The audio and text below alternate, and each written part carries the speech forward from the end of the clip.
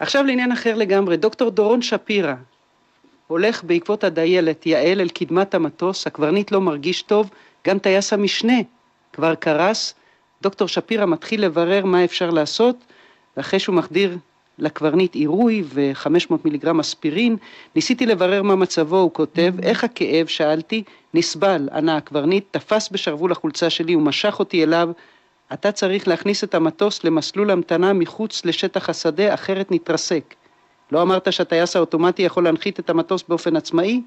הגזמתי קצת. עונה הקברניט, סוף ציטוט, וזאת רק תחילתה של הדרמה שמגיעה לשיאה בנחיתה מהסרטים, במקרה הזה מהספרים, מתוך ספרו של פרופסור אבינועם שירן, שבחייו הרגילים הוא קרדיולוג, ראש יחידת האקו בבית החולים כרמל בחיפה, ובספר הזה, ספר הביקורים שלו, הוא לוקח אותנו למסע בין סיפורים, בין שיקגו לאיי קיימן, בין מקסיקו ללבנון, בין המקום שבו ניסה כרופא להציל פצוע בשדה הקרב, לבין המקום שבו אבינועם איבד את בנו דניאל במלחמת לבנון השנייה. פרופסור אבינועם שירן, שלום, בוקר טוב. בוקר טוב, אילנה. ומתוך כל הסיפורים בספר, רק זה שנוגע בבנך דניאל, מנחית אותך ואותנו נחיתה כואבת במציאות. השאר הוא בדיון ודמיון. בכל זאת מעניין אותי, אבינועם, המקום שממנו נובע הספר הזה. איך רופא קרדיולוג מחליט יום אחד להיות קצת סופר? טוב, את יודעת שהרופאים אוהבים מאוד לכתוב. כל היום אנחנו כותבים קבלות, שחרורים, מרשמים. אבל אם נהיה קצת רציניים, אני באמת תמיד אהבתי לכתוב. וב10 שנים האחרונות מצאתי את עצמי כותב כל שנה לקראת ההזכרה של דניאל, וראיתי שאנשים מחכים לזה וזה עושה להם משהו. וחשבתי שיום אחד אני אכתוב, את יודעת, אולי בפנסיה, ואז הייתה לי הזדמנות, היה לי שבתון לפני 1.5 שנה, היה לי זמן שאני הייתי האדון שלו, ואמרתי, נתחיל עם סיפור קצר. והסיפור הקצר הראשון שפורץ ממך, זה באמת הסיפור הראשון שמופיע בספר, על הרופא הצבאי שהולך עם הפלוגה שנקלט למערב בלבנון.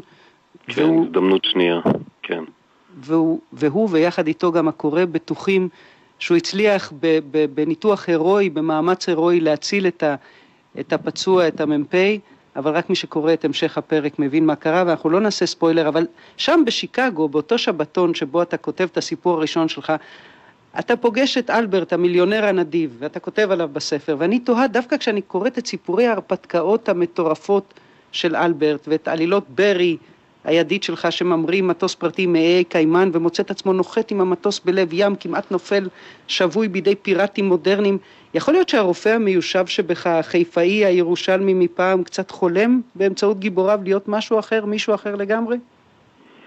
כן, בהחלט. תשמעי, כל אחד מאיתנו שקורא סיפורי הרפתקאות, ואני חובב גדול שלהם, תמיד רואה את עצמו שמה, יחד איתם,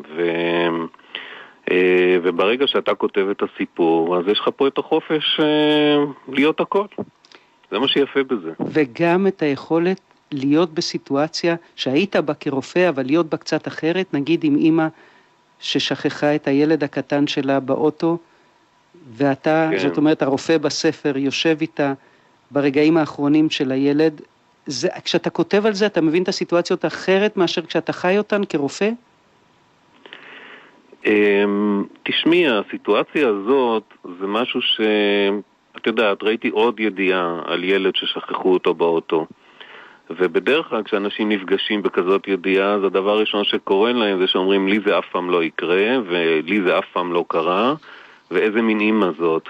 ופתאום עלה לי הרעיון, אמרתי בוא ניכנס רגע לראש של האימא הזאת, איך קורה כזה בכלל דבר, מה עובר עליה, ואז הרופא פה בעצם משמש בתור האוזן של החולה. אתה יודע, אבל מה שאותי כבש, בטח בסיפורים הראשונים, זה באמת ההירואיקה של הצלת חיים. וכל הזמן שקראתי את זה, חשבתי עליך גם כרופא, שכל כך הרבה חיים הצלת, וגם כאבא של דניאל, ואני לא יודעת עד כמה אצלך זה מתחבר, כלומר, עד כמה אתה לוקח את עצמך לשם ואומר, אותו לא הצלתי. כן, זה נכון. אנחנו בתור רופאים נלחמים כל היום על החיים של החולים שלנו, וזה באמת הירואי הרבה פעמים. באמת אנשים כמעט מתים לך בידיים, ולפעמים אתה מצליח. דניאל כמובן לא הצלחנו להציל אותו. אפשר להגיד שזה לא היה אחריות שלנו, אבל אני חושב שכל הורה מרגיש אחריות לילד שלו.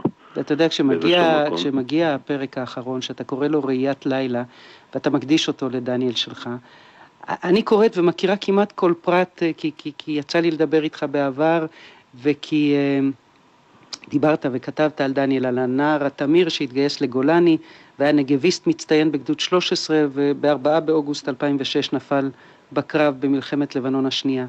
התלבטת, אבינועם, עם דניאל שאסון מותו היה כל כך אמיתי, יהיה גם חלק מאסופת הסיפורים הדמיוניים האלה שלך, או שזה היה לך ברור שאיכשהו הוא יהיה שם?